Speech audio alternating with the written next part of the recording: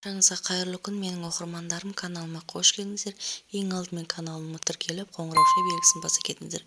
Бүгін фанта сусынынан құймақтың жасалу жолын көрсететін боламын.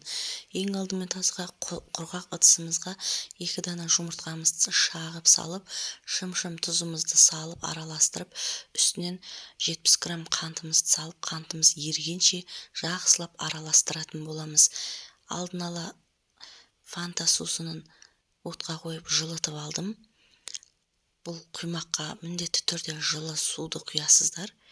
Сонда құймағымыз әдемі болып шығатын болады. Осылай ұлғаяды суды құйғанда.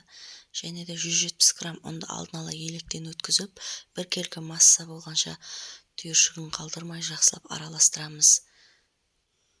Және де осыдан кейін 2 ас қасық сұйық май құюды ұмытып кетпеңіздер.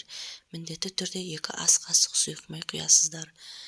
Дайын болған массаның үстіне қайнап тұрған суымызды, 200 грамм қайнаған суымызды құйып, жақсылап араластырамыз.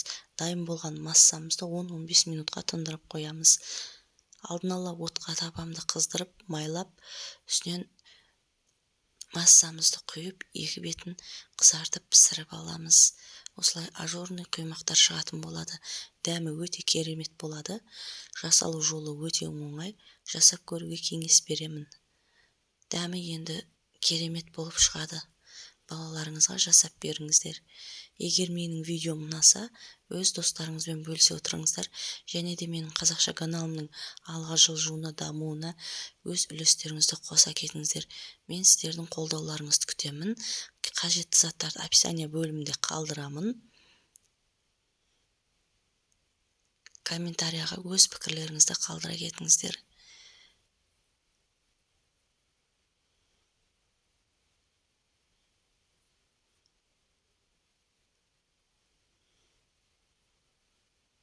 Осылай жақсылап пісіріп аламыз. Жақсы қызған табада құймақтар әдемі болып піседі.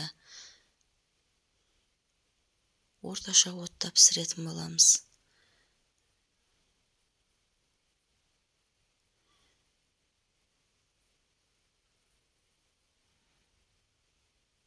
Алдағы уақытта сапалы, сіздерге пайдалы болатын видеолармен бөлісіп отырамын. Достар, мен сіздермен қоштаспаймын.